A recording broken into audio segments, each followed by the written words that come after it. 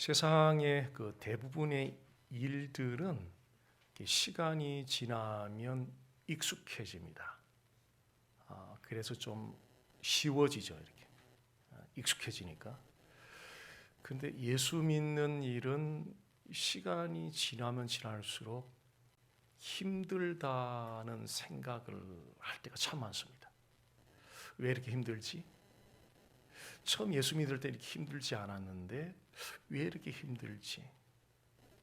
이런 의문을 제기할 때가 참 많은데요. 그럼에도 성경은 비록 예수 믿는 것이 왜 이렇게 힘들지라는 의문이 생길 때라 할지라도 성경은 Christ-centered life, 그리스도 중심의 삶을 살아내도록 요청하고 있다는 것입니다. 우리는 지난주에 예수 믿는 것이 왜 이렇게 힘들지 하는 의문이 생기는 가운데서도 어떻게 그리스도 중심의 삶을 살아낼 것인지에 관한 말씀을 우리 골로새서를 통해서 살펴봤습니다. 오늘은 그리스도 안에서 누리는 그 자유에 관해서 좀 말씀을 나누도록 하겠습니다. 이미지 하나를 잠깐 좀 봐주시면요, 발에 지금 족쇄가 채여 있는데 다름박질을 하기 위해서는 이 족쇄를 풀어야 돼요. 족쇄를 그대로 찬 채로는 달릴 수가 없습니다.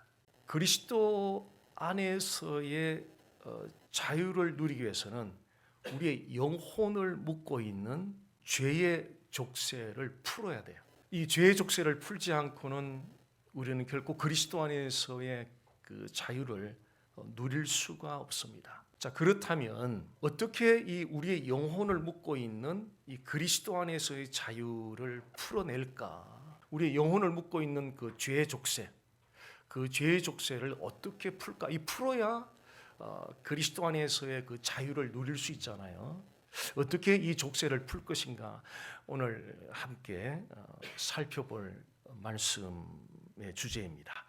자, 골로새서 2장 11절 말씀 다시 좀 봅니다. 또 그 안에서 너희가 손으로 하지 아니한 할례를 받았으니 곧 육의 몸을 벗는 것이요 그리스도의 할례니라. 이 할례는 유대인들이 하나님의 백성임을 나타내는 외적인 하나님의 표징으로 난지 8일째 되는 사내 아이들에게 손으로 양피를 베는 일종의 그 의식을 가리켜서 할례라고 합니다.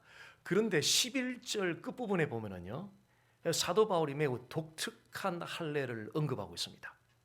그러니까 유대인들이 전통적으로 행해오던 그 할례와는 다른 차원의 할례를 지금 바울이 언급하고 있는데 그리스도의 할례라고 말하고 있습니다. 그리스도의 할례. 유대인들이 전통적으로 행해오던 할례와 그리스도의 할례와의 그 차이점은 유대인들이 행해오던 할례는 몸에 행하는 할례였거든요. 그런데 그리스도의 할례는 마음에 행해지는 그런 할례입니다. 즉 예수님을 믿음으로 하나님의 자녀로 새롭게 태어나는 신분의 변화, 이것이 그리스도의 할례입니다. 예수님을 믿음으로 신분의 변화, 새로운 피조물로 태어나는 그 신분의 포지션의 변화를 그리스도의 할례라고 사도 바울이 언급하고 있습니다. 자, 이어서 할례를 언급하고 바울이 이제 세례를 소개하고 있는데요. 12절 말씀 보시면 너희가 세례로 그리스도와 함께 장사되고 또 죽은 자들 가운데서 그를 일으키신 하나님의 역사를 믿음으로 말미암아 그 안에서 함께 일으키심을 받았느니라. 이 12절 말씀이 세례가 무엇인가에 대해서 지금 데피니션을 우리에게 소개해 주는 말씀입니다. 세례란 예수님을 믿음으로 영적으로 그 예수님과 함께 죽고, 이게 이제 굉장히 중요한 부분인데요. 예수님을 믿음으로 예수님과 함께 죽고 예수님과 함께 무덤에 장사되고 함께 살아남으로 유니온 with Christ, 그리스도와 함께 연합이 된 것을 상징하는 외적인 의식, 이것이 세례입니다. 예수님을 믿음으로 영적으로 그리스도와 함께 죽고, 예수님을 믿음으로 스피리추얼리 영적으로 예수님과 함께 십자가에 죽고, 이걸 아느냐를 지금 우리가 따져보자는 것이 아니고요, 이게 스피리추얼리 익스피리언스가 되었느냐, 고백되었느냐를 좀 두들겨 보자는 거예요. 이거 지금 우리 킨더가든에서 벌써 다 배운 내용들이거든요. 근데 그것은 아느냐의 널리지의 문제가 아니라 이 컨페션이 되고 있느냐를, 컨페션이 되었으면 에브리데이 데일리 라이프에서 정말 그걸 엔조이하고 있느냐의 문제, 이게 기독교예요. 사람의 근본되는 목적이 무엇입니까? 사람의 첫 번째 넘버원 목적은 사는 이유. 오늘 하루를 왜 살지요? 넘버원 삶의 목적, 그것은 하나님을 글로리파이 영화롭게 하고 그를 하나님을 이터널리 영원토록 엔조이 즐거워하는 것이 내가 오늘 이 미국 땅에서 삶을 사는 이민자로 사는 넘버원 목적이라는 거죠. 그렇다면 그 하나님을 즐거워함으로 그분을 영화롭게 하는 것이 삶의 첫 번째 목적인데 어떻게 그분을 즐거워해요? 이 머리 지식으로는 절대 즐거워지지가 않아요. 주 예수를 깊이 아는 그 은혜, 천국의 즐거움이 에브리데이 즐겁도다. 머리 지식 가지고는 즐거워지지 않아요. 그것이 내 가슴에서 소화가 되고 컨페션, 고백이 될 때 드디어 성령이 역사하면서 좋은 거예요. 기쁜 거예요. 하나님의 너무 좋은 거예요. 사랑하게 되는 거예요. 그래서 이 세례라는 의미 자체가 예수님을 믿음으로 영적으로 예수님과 함께 죽었다는 이 대목에서 예수님과 함께 죽고 예수님과 무덤의 장사, 무덤 속에 예수님만 들어간 것이 아니라 영적으로 예수님과 함께 무덤 속에 장사되고 예수님과 살아남으로 유니온 with Christ, 그리스도와 함께 연합이 된 것을 상징하는 외적인 의식이 세례다. 그런데 유대인들은 당시 그 유대 나라가 로마에 의해 지배를 받고 있었기 때문에 유대인들이 기다렸던 메시아는 로마 정부를 업사이드 다운 시켜주고 유대 나라를 해방시켜 줄 수 있는 아주 파워풀한 그런 지도자로서의 메시아를 기대했는데 예수님은 보니까 허무하게 십자가에 죽었거든요. 근데 그를 가리켜서 메시아라 그러니까 유대인들 입장에서는 자기들을 모욕한다고 생각한 거예요. 어떻게 십자가에 저렇게 허무하게 죽은 사람을 메시아라고 지칭하는지 유대인으로서 모욕감을 느끼는 거예요. 그래서 유대인들은 이 십자가를 걸림돌로 생각을 했어요. 또 헬라인들은 비천한 죄인들이 받는 가장 치욕스러운 형벌이 십자가 형벌인데, 아니 그런 치욕스러운 비천한 죄인들이 받는 십자가 형벌을 받은 그 예수를 가리켜서 메시아라고 그러니까 그 헬라인들 생각에는, 그 똑똑한 헬라인들 생각에는 그 예수를 십자가에 못 박혀 죽으신 예수를 메시아라 그러니까 그 십자가를 생각할 때마다 헬라인들은 미련한 것이다 라고 생각을 했습니다. 그러면 오늘날 우리가 사는 이 땅에서 현대 사람들은 십자가에 대해서 어떻게 생각합니까? 자, 교회 건물마다 십자가가 다 지붕에 다 걸려 있고요. 또 예배당 안에 들어가면 많은 교회들이 십자가 강단 뒤에 있고요. 또 십자가 목걸이도 하고 십자가 귀걸이도 하고, 집에 들어가면 리빙룸에 십자가 걸려 있는 집들도 많고요. 또 방에 들어가면 방마다 또 십자가 걸려 있는 것도 많고요. 십자가 귀걸이도 많이 하고 십자가 목걸이도 많이 해요. 자, 그렇다면 이게 정말 기독교라는 종교로서의 상징물로서의 십자가를 그렇게 막 걸어놔요. 그 십자가와 나 자신과의 개인적인 그 릴레이션십 속에서 과연 그 감각은 어떠냐는 걸 묻고 싶은 거죠. 유대인들이 십자가를 걸림돌로 생각하고 헬라인들이 미련한 것으로 그들은 그런 방면에서 생각을 했는데, 가만히 보니까 기독교라고는 종교를 상징하는 것으로 십자가를 바라보고 있는, 그럼에도 개인적인 릴레이션십 속에서는 아무런 온도도 나오지 않고 감격도 나오지 않는 그런 현대인들을 바라보면서 유대인들과 헬라인들이 생각했던 십자가와 이거 별 다른 거 없구나. 이것이 교회 밖의 사람들만 그런 것이 아니라 이번 교회 안에 처치 멤버들까지도 십자가를 그렇게 종교의 상징 정도로만 바라보고 내 개인적으로는 아무런 감각이 없는 이런 십자가. 여러분들이 라이프가드로부터 물에 빠져 죽을 뻔한 상황에서 건짐을, 구조를 받았다고 한번 상상을 해보십시오. 너무너무 고맙죠. 죽을 뻔한 목숨을 건져줬으니까. 그런데 한동안은 고맙다가도 멀리 서로 떨어져 살면 가끔 1년에 몇 번 전화 통화하면서 고맙다는 그 표시를 하는데 5년, 10년, 20년, 30년 세월이 많이 지나잖아요. 목숨을 건짐받은 그 사건은 기억에 있는데 감사한 마음이 점점 메말라가게 됐어요. 점점 메말라가요. 그런데 이 라이프가드, 내 목숨을 건져준 라이프가드하고 가깝게 살아요. 근데 자주 식사도 하고 운동도 하고 교제를 자주 해요. 할 때마다, 이 사람을 만날 때마다, 교제할 때마다 내 목숨을 살려준 사람이 생각이 나면서 계속 감사가 메마르지 않고 감사가 점점 넘쳐나는 거예요. 여기에 영혼을 속박하는 죄의 족쇄를 풀고 그리스도 안에서의 자유를 누리게 하는 비결이 있는데요. 그것은 예수님과 함께 죽고 예수님과 함께 무덤에 장사되고 예수님과 함께 살아남으로 연합되었다는 사실을, 그렇죠? 1년에 한두 번 뜸하게 서로 연락하는 것이 아니라 자주 만나는 거예요. 함께 죽고 함께 장사되고 함께 살아나는 연합된 그 관계를 매일 지속적으로 리마인드, 상기하는데 죄의 족쇄를 벗어나서 그리스도 안에서의 자유를 누리는 비결이 바로 여기 있다는 거예요. 자, 많은 사람들이 어디에 속아 넘어가느냐면요, 뉴 날리지를 찾아 나서요. 학문은 항상 새로운 걸 찾아 나서잖아요. 이거 배운 거 식상해요. 배웠던 거 말고 새로운 것도 들려달라요. 새로운 걸 계속 띠어리를 찾아 나서요. 진리는 그게 아니에요. 이미 우리가 알고 있는 진리를 계속 즐거워하는 거예요. 계속 기뻐하고 즐거워하는 거예요.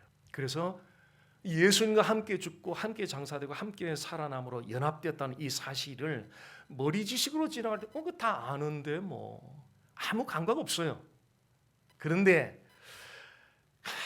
가만히 앉아서 성령의 인도를 따라 이 사실 하나를, 내가 예수님과 함께 죽었다, 무덤에 장사되었다, 살아났다, 그리고 그분과 내가 연합이 되었다, 이 놀라운 진리를 성령의 인도를 따라 되새김질, 묵상을 해 내려가면은, 묵상을 해 내려가면 이 안에 말로 표현할 수 없는 놀라운 성령의 은혜가 콸 이런 예수 좀 믿어보자는 거죠. 이것이 바로 기독교라니까요. 사람의 근본되는 목적이 무엇이뇨?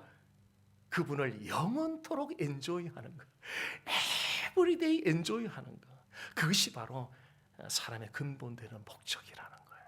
너무나 많은 사람들이 이 즐거움을 모른 채 교회를 수십 년을 다니고 그렇게 허송세월을 보내고 그렇게 열심히 헌신하고 봉사하면서도 이 즐거움을 모른 채 기독교는 to do something이 먼저가 아니라 이분을 즐거워하는 거예요. 이분을 바로 즐거워하는 거예요. 하나님이 만족하고 영광 받는 것은 우리가 to do something을 많이 하면 가장 많은 영광 받을 것 같지만 그것보다 먼저 우리 아버지가 원하는 것, 나 때문에 좀 즐거워하는 모습 보면, 아버지 때문에 정말 행복하고 만족하는 거 보면 하나님은 가장 영광 받으신다는 거예요. 자, 그렇다면 이 사실을 어떻게 지속적으로 리마인드 할 것인가 하는 숙제가 남거든요. 고린도전서 2장 12절 함께 읽습니다. 우리가 세상의 영을 받지 아니하고 오직 하나님으로부터 온 영을 받았으니 이는 우리로 하여금 하나님께서 우리에게 은혜로 주신 것을 알게 하려 하심이라. 아멘. 자, 여기 보면은요, 하나님으로부터 온 영, 성령이잖아요. 성령을 받았으니 이는 목적은, 성령을 받은 목적은, 하나님이 성령을 우리에 부어주신 목적은 우리로 하여금 하나님께서 우리에게 은혜를 주신 것을 알게 하려 함이라. 하나님이 우리에게 주신 은혜는 너무나 엄청나거든요. 그 중에 하나, 오늘 우리가 첫 번째로 살펴보고 있는 예수님과 함께 죽고 예수님과 함께 장사되고 예수님과 부활되고 연합, 유니언 위드 크라이스트, 이게 하나님 주신 은혜 중에 하나거든요. 자, 이것을 아는 것, 이것을 깨닫는 것은 우리의 지식으로는 절대 못 깨달아요. 이것을 알게 하고 깨닫게 하고 체험하게 하는 것은 누가요? 성령을 받았으니 성령이 우리에게 알게 하고 깨닫게 하고 오픈 도어 시켜주심으로 우리 그 사실을 알고 깨닫게 된다는 거예요.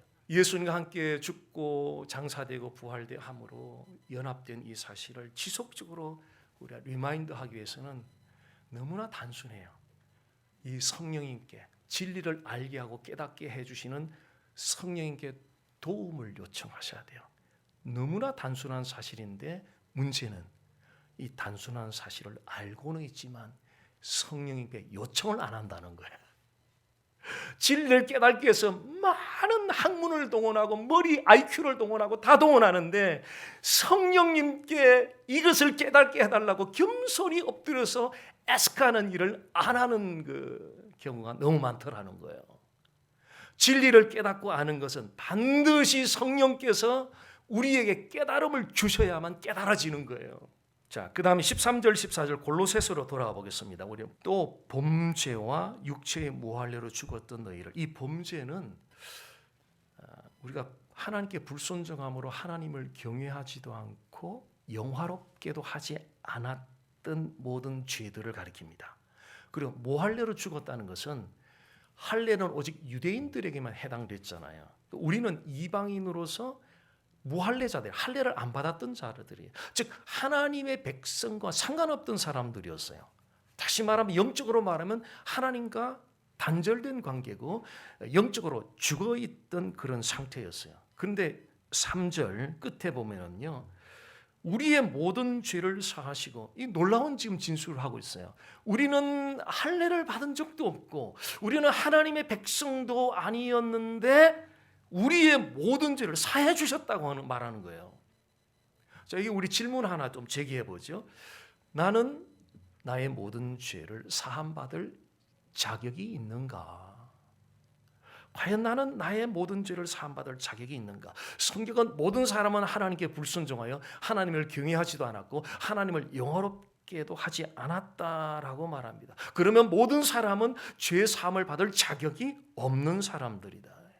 근데 로마서 5장 8절은 우리가 아직 죄인 되었을 때에, 우리가 죄 사함 받을 자격이 전혀 없었을 때에, 자격을 전혀 갖추지 않았을 때에 그리스도께서 우리를 위하여 죽으심으로 하나님께서 우리에 대한 자기의 사랑을 확증하셨느니라. 죄 사함을 받을 자격이 전혀 없는데 죄 용서를 받은 거예요.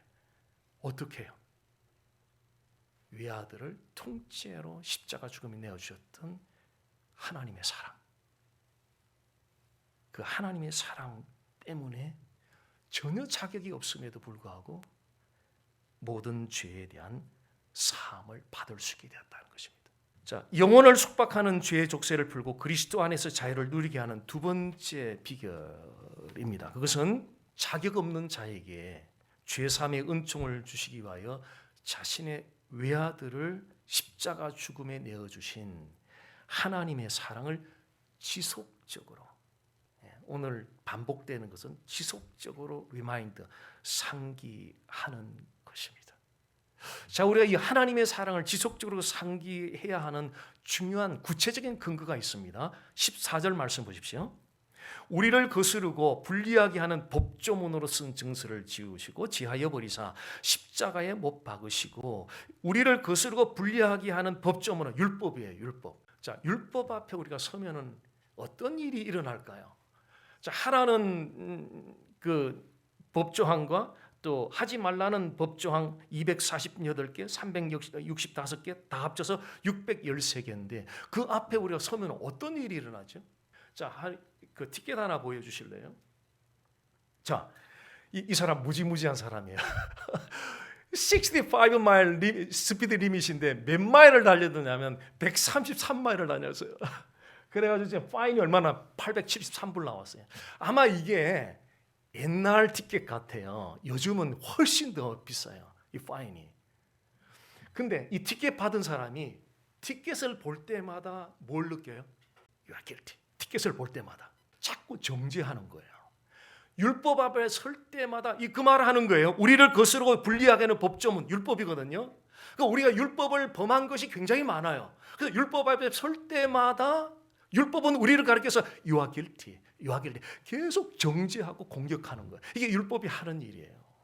법조문으로 쓴 증서를 지우시고 제하여 버리사 십자가에 못 박으시고. 자, 이 말을 두 단어로 함축하면 이런 거예요. Paid and free. 자, 이 티켓 받은 사람 873불, 이 사람 돈이 없어요. 근데 누군가가 페이를 해줘서 paid. 그 다음부터는 다시는 이 티켓이 그 사람에게 guilty라는 말을 할 수가 없어요. 이미 다 페이가 됐기 때문에.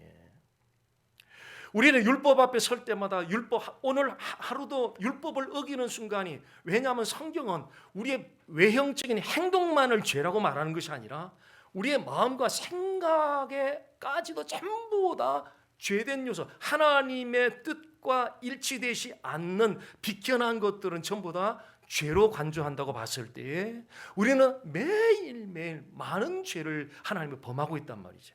그러면 그 율법 앞에 섰을 때 율법은 계속 You are guilty, 계속 정죄하고 공격하는데 예수님이 십자가에서 우리가 지불해야 되는 죄의 값을, 십자가에서 흘린 그 보혈, 피, 그 피로 우리의 죄값을 다 완벽하게 It is finished. 더 이상 요구될 게 없어요. It is finished. 더 이상 요구될 게 없어요.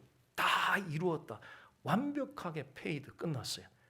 그리고 나서 우리에게 찾아오는 것이 그 guilty 티켓으로부터 free, 자유가 찾아오게 된 거예요. 우리가 죄의 족쇄로부터 벗어나서 어떻게 그리스도 안의 자유를 누릴 수 있습니까?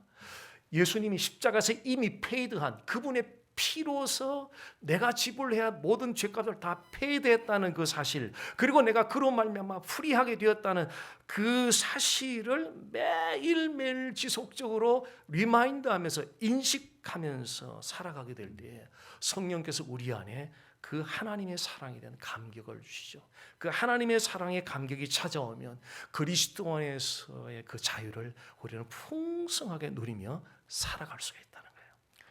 자, 하나님이 로마서 5장 8절만 해도 그래요. 아주 오래전이에요. 어느 시무장로님이 암송 구절을 그 주간에 제자훈련 숙제로 내줬는데 그게 5장 8절이었어요. 5장 8절 딱 중간에 갔는데 그냥 우는 게 아니고 그냥 통곡으로 딱 울어버리시더라고요. 그런데 집사님들도 있고 권사님도 있었는데 그냥 뭐 체면 볼 것도 그냥 울어버리더라고요. 제가 한 주 내내 이 말씀만 가지고 묵상을 했는데 너무 한 주간 그 말씀을 통해서 성령을 넘쳐나서 숙제 점검한다고 한번 해보라는데 암송하다 그냥 통곡을 하는 그 모습을 제가 잊을 수가 없죠. 잊을 수가 없습니다. 하나님의 사랑, 십자가에 외아들을 내어주셨다는 거 누구나 다 알고 있습니다. 우리가 묻고 있는 것은 그것이 지금 나와 무슨 상관이 있느냐 하는 거죠. 우리가 중요한 것은 그것을 알고 있느냐가 묻는, 기독교는 그것을 묻는 것이 아니라 그것이 나와 지금 무슨 상관이 있느냐는 거죠. 그 감격이 지금 있느냐는 거죠. 그 감격으로 예배드리고 있느냐는 거죠. 그 감격으로 사역하고 있느냐는 거죠. 그 감격으로 섬기고 있느냐는 거죠. 그것이 바로 예수님이 에베소 교회에게 포인트했던 처음 사랑을 버렸다는 바로 그거 아닙니까? 예수님이 원하는 소아시아 7교회 가운데 넘버원, 제일 먼저 예수님이 원하는 교회, 그 교회는 처음 사랑이 항상 출렁출렁 넘치는 그런 게 내가 원한다는 거예요. 그게 에베소 교회예요. 다른 거 다 갖췄어요. 롤모델로 삼을 만한 그런 교회가 에베소 교회. 근데 가장 키포인트를 놓쳤다는 거죠. 그것이 바로 처음 사랑. 이 감격 놓치면 다 놓친 거죠. 심장 놓치면 다 놓친 거예요. 자동차의 엔진이 망가지면 자동차 다 망가진 거예요. 그 감격. 오늘 하나님이 우리에게 묻고 있다는 거죠. 예, 그 감격 묻고 있다는 거죠. 교회 규모가 중요한 시대가 아니고요, 교회 포실리티가 얼마나 크느냐 하는 것이 중요한 시대가 아니고요, 얼마나 많은 사람들이 구름대처럼 오느냐가 중요한 것이 아니고요, 바로 그분 예수 그리스도, 그분이 행하신 십자가의 그 하나님의 사랑 안에서 정말 그 감격하는 감격이 내 안에 얼마나 정말 넘쳐나고 있느냐. 그 감격이 넘치면은 우리는 현장에 달려가지 않을 수 없습니다. 복음이신 주 예수 그리스도, 그분은 언제나 현장에 관심이 있어요. 현장 없는 탁상 공론하는 기독교는 있을 수가 없습니다. 현장 없는 복음은 있을 수가 없어요. 바로 그 잃어버린 영혼들을 찾아가는 거죠. 이것이 현장이에요. 속일 수 없는 것. 내게 복음이 심장이 펄펄거려 있다면 안 찾아가고는 견딜 수 없는 것. 교회가 왜 존재합니까? 10만 명이 모여도 교회가 존재하는 이유, 잃어버린 영혼 찾기 위해서요. 교회가 지금도 왜 많이 개척되어져야 됩니까? 전도하기 위해서요. 이 목적만 분명하면은요, 결코 낙심하지 않아요. 결코 포기하지 않아요. 포기하지 않고 이 목표대로 가잖아요. 하나님이 반드시 그 교회 세우시고요, 영광을 드러내세요. 근데 이 타겟을 놓쳐요. 골로새서 2장 15절의 마지막 한번 보도록 하겠습니다. 통치자들과 권세들을 무력하여 드러내어 구경거리로 삼으시고 십자가로 그들을 이기셨느니라. 이 통치자들, 권세들, 악한 영적 세력들을 가리킵니다. 이들이 무력화되었고 구경거리가 되어버려요. 어떻게 해요? 우리가 율법을 지키지 못하는 것 때문에 그걸 고리 잡아가지고 계속 정죄하고 공격을 했는데, 예수님이 십자가의 벌을 다 폐를 하고 나니까 우리를 공격할 근거가 다 없어졌어요. 그러니까 무장 해제가 되어버렸어요. 그러니까 패배당한 거죠. 사람들의 조롱거리가 되어버렸어요. 예수님은 승리하셨어요. 우리가 오해하는 것 한 가지가 있습니다. 예수님이 부활하심으로 악한 영적 세력들을, 사탄 마귀를 물리치고 승리했다라고 이해를 많이 해요. 근데 사실은 오늘 15절 끝에 다시 봅니다. 무엇으로 그들을 이기셨느니라? 십자가에서 이미 승부 결정 났어요. 이미지 하나 또 보겠습니다. 이쪽 왼쪽에 있는 사진은 상대방 선수가 완전 넉다운 됐어요. 10 카운트 할 때까지 못 일어나서 경기를 끝났어요. 이미 결정됐어요. 그런데 이렇게 넉다운 된 다음 심판이 손을 들어줘요. 이렇게. 이게 무슨 의미죠? 승부는 이미 저쪽에서 끝났어요. 끝났는데 공식적인 선언을 해주는 거예요. 자, 십자가로 이미 악한 영적 세력들과 전투는 이미 끝났어요. 십자가로 이기셨어요. 그 이김에 대한 공적인 선포, 공적인 증거가 바로 부활의 사건이라는 거죠. 오늘 15절 말씀 그걸 말하고 있죠. 십자가로 그들을 이기셨느니라. Paid, it is finished. 다 지불되고 나니까 그들은 이제 무장해제가 되고 패배한 자리로 내려가게 되었다는 거죠. 영혼을 속박하는 죄의 족쇄를 풀고 그리스도 안에서 자유를 누리게 하는 비결이 무엇입니까? 바로 예수님은 십자가의 죽음을 통하여 악한 영적 세력들을 이기셨다는 사실을 지속적으로 리마인드하면서 살아가는 것입니다. 자, 우리가 겪는 많은 상황들, 그 상황들 배후에는 보이지 않는 악한 영적 세력들의 공격이 있습니다. 많은 경우 우리는 배후에 어떤 케이스가 딱 일어났으면 그 배후에 보이지 않는 악한 영적 세력의 이 공격이 있다는 사실을 생각을 안 해요. 그리고 표면적으로 나타난 그 현상만 가지고 자꾸 대처하려고 그래요. 그러다 보면 어떤 일이 일어나냐면 엉킨 실타래를 계속 잘못 풀면 계속 더 엉키게 되는 거예요. 그 상황이 점점 더 월세져 가고요. 사람과 사람 간의 릴레이션십이 깨어져 버려요. 브로큰 돼 버려요. 그 마지막은 하나님으로부터 멀어지고 예배로부터 멀어져 가요. 자, 이것이 뭐냐면 눈에 보기에는 일어난 케이스, 그냥 현실에서 일어난 일인데 배후에는 악한 영적 세력이 지금 공격한 결과예요. 결국 악한 영적 세력의 마지막 목적은 하나님으로부터 세퍼레이션, 분리시키는 것이 악한 영적 세력의 타겟이라는 거죠. 그래서 어떤 상황이든 우리가 문제 해결을 위한 시도를 하기 전에 우선적으로 해야 할 일은 보이지 않는 악한 영적 세력의 공격이 있다는 사실을 인식하고 거기에 맞춰서 영적인 대처를 하는 것이 가장 중요한 일입니다. 예수님께서 십자가 죽음을 통하여 이미 승리가 이루어졌다.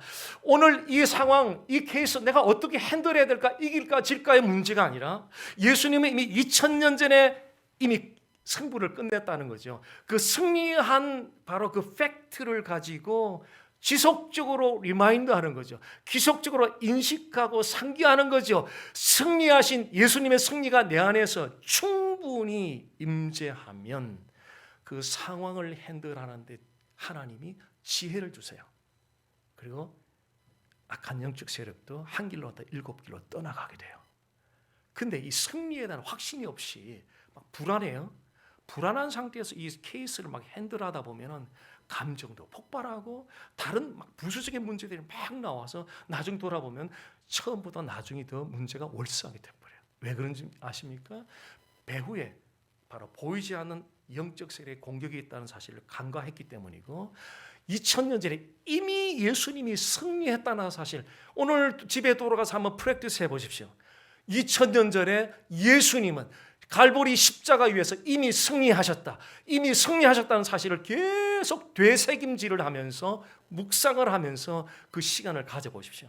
그러면 놀라운 성령의 은혜가 확신을 줄 거예요. 그 확신이 찾아오면은 케이스를 대하는 태도가 달라져요. 여유가 생겨요. 사람이 여유가 없이 케이스를 대하면 자꾸 잘못된 방향으로 다뤄가게 돼요. 근데 여유를 가지면 매우 지혜롭게 그 케이스를 다뤄가게 돼요. 그리고 그 악한 영적 세력도 한 길로 7개 떠나가요. 조용하게 나중에는 이 모든 케이스가 마무리가 돼요. 오늘 우리는 영혼을 속박하는 죄의 족쇄를 풀고 그리스도 안에서 자유를 누리는 그 비결에 관해서 살펴봤습니다. 첫째는 기억할 것이 연합이라는 단어를 기억하십시오. 예수님과 함께 연합되었다는 거, 연합, 유니온되었다는 거. 두 번째는 하나님의 사랑. 자격 없는 자들에게 죄사함의 은총을 주신 것은 그 하나님의 사랑. 이런 사랑 우리가 받아본 적 없잖아요. 우리 육신의 부모에게도 이런 사랑 못 받잖아요. 어느 누구에게도 이런 사랑을 못 받잖아요. 오직 그분 하나님으로부터만 받는 사랑이잖아요. 세 번째는 예수님이 이겼다는 거예요. 그리스도인의 영적 전투의 출발점은 2000년 전의 갈보리 그 전투가 출발점이에요. 이미 승리한 그 토대 위에서 지금 싸우러 가는 거예요. 이길까 질까를 승부를 놓고 싸우는 것이 아니라 이미 2000년에 이긴 팩트 위에서 그 승리를 엔조이하라고 지금 영적 전투 나가라는 거예요. 이 사실을 한 주 내내 되새김질과 묵상을 하면서 한번 지내보십시오. 이전과는 차원이 다른 크리스찬 라이프가 정말 그리스도 중심의 삶이 살아내지게 될 줄로 믿습니다.